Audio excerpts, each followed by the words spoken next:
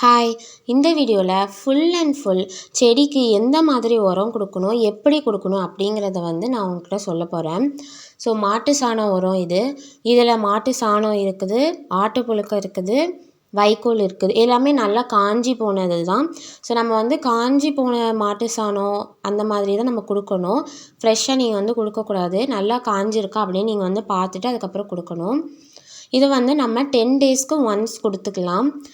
ஏன் அப்படின்னா, நம்ம சாயிலில் நேச்சுரலாகவே இந்த ஃபர்டிலைசர்ஸ்லாம் இருக்கும். செடிக்கு தேவையான சத்து இருக்கும்.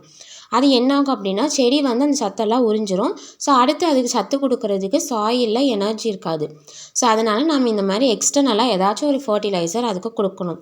ஸோ கெமிக்கலாக நிறைய ஃபர்டிலைசர் இருக்குது. ஸோ உங்களுக்கு தெரியும். இது ஒரு நேச்சுரலான ஃபர்டிலைசர். இதுவும் எல்லாருக்குமே தெரியும். ஸோ இது நம்ம யூஸ் பண்ணுறதுனால நேச்சுரலாகவே நம்மளோட செடி நல்லா வளரும். இப்போ ரோஸ்க்கு நம்ம இதை கொடுக்குறோம் அப்படின்னா, இந்த நாள்லேயே ரோஸ் நல்லா வளரும், நிறைய பூ பூக்கும். 2 பூ 1 பூன்னு பூக்கிற இது நிறைய பூ பூக்கும்.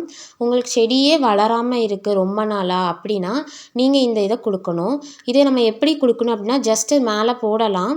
அப்படி போடுறத விட நீங்கள் என்ன பண்ணணுன்னா, அந்த செடியை சுற்றி கொஞ்சம் தோண்டிக்கோங்க ஃபஸ்ட்டு. கையை வச்சோ இல்லை இந்த மாதிரி ஏதாச்சும் வச்சோ தோண்டிட்டு, அதுக்கப்புறமா நம்ம இந்த ஃபர்டிலைசர்ஸை போடணும். எந்த ஃபர்டிலைசர் நீங்கள் யூஸ் பண்ணாலும் இந்த மாதிரி தான் பண்ணணும். தோண்டி அதை போட்டுட்டு அதுக்கப்புறம் நீங்கள் அது மேலே மண் போட்டிங்க அப்படின்னா அது நல்லாயிருக்கும். ஸோ நீங்களும் இதை ட்ரை பண்ணி பாருங்கள். மறக்காமல் இதை ட்ரை பண்ணிவிட்டு உங்களோட ஃபீட்பேக்கை நீங்கள் கமெண்ட்டில் சொல்லுங்கள். ஸோ வீடியோக்கு ஒரு லைக் பண்ணிவிட்டு சப்ஸ்கிரைப் பண்ணிடுங்க. தேங்க்ஸ் ஃபார் வாட்சிங்.